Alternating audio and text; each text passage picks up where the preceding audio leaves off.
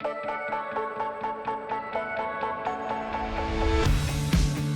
back.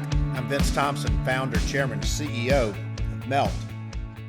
Let me introduce you to Chapter 1, Build Brand New. My new book out now.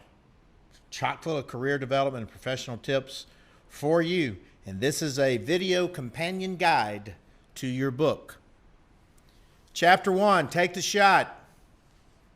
You miss 100% of the shots you don't take.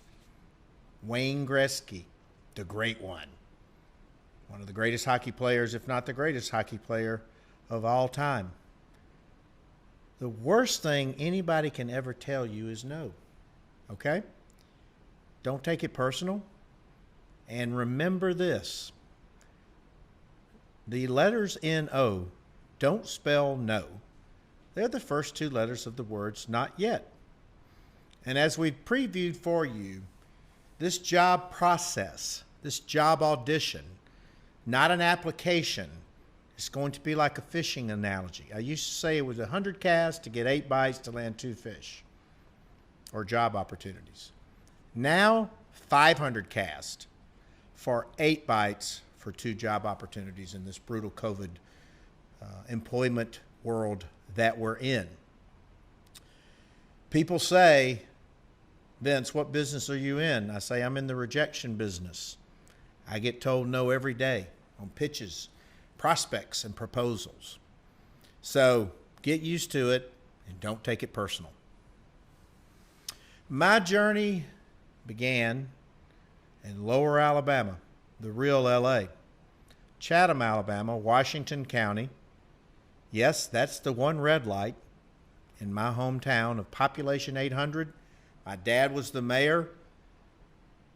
He owned a grocery store.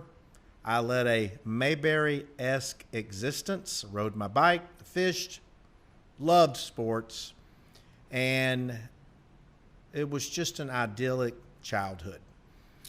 And not quite sure it prepared me for the real world of the shock and the tumble of the world. And in the old days, the choice was you were either going to Auburn or Alabama. My parents said, "You're going to Auburn?" I said, "Thank you.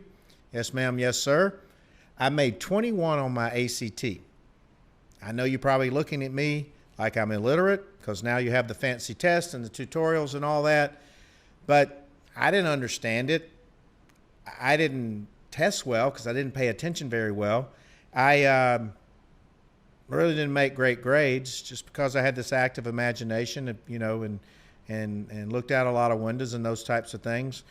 And I got to Auburn, and other than going to an occasional New Orleans Saints game or a Braves game in the summer with my family, Auburn was the biggest place I had ever been. And it was a very overwhelming thing for me.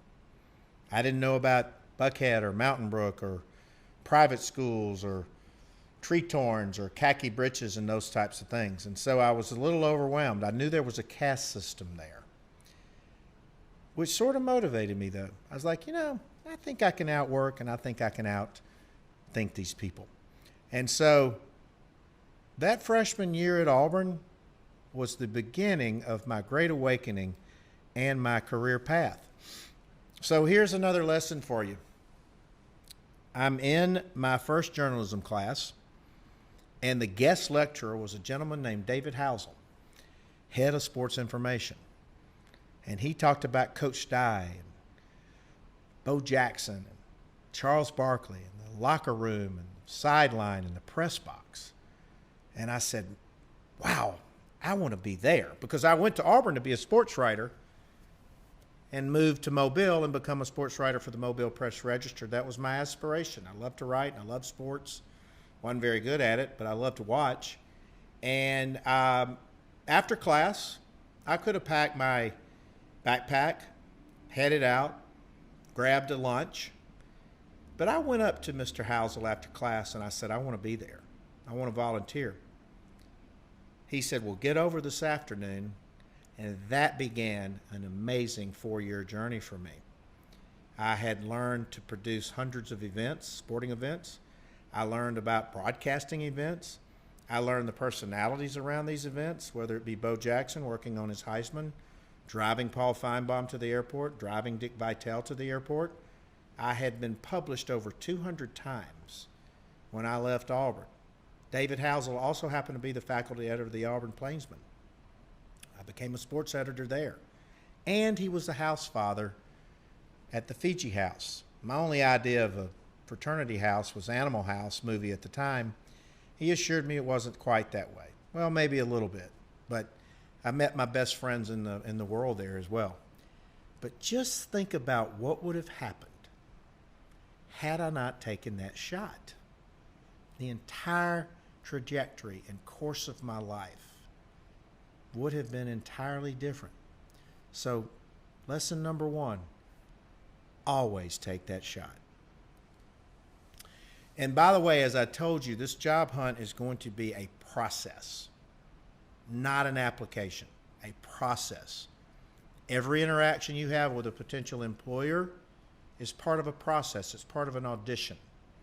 Everything that you prepare for is in preparation for that process. Everything that you prepare for is getting to the outcome, which is convincing that employer that you're the best person for that job and you're the best person for them to make that investment in.